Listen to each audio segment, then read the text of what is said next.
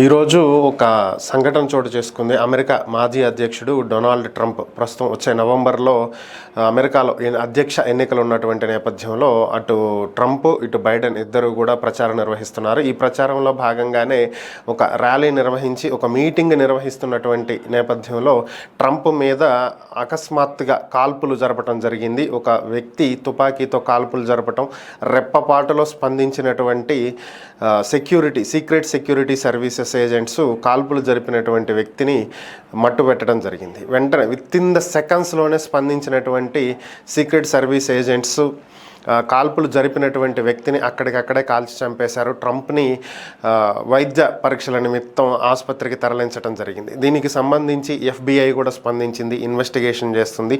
దీనికి సంబంధించి భారత ప్రధాని నరేంద్ర మోదీ స్పందిస్తూ, నా మిత్రుడు అమెరికా మాజీ అధ్యక్షుడు ప్రస్తుత అధ్యక్ష రేసులో ఉన్నటువంటి అభ్యర్థి డొనాల్డ్ ట్రంప్ మీద కాల్పులు జరపటం అనేది చాలా బాధాకరమని, ప్రజాస్వామ్యాన్ని అపహాస్యం చేసే విధంగా ఇలా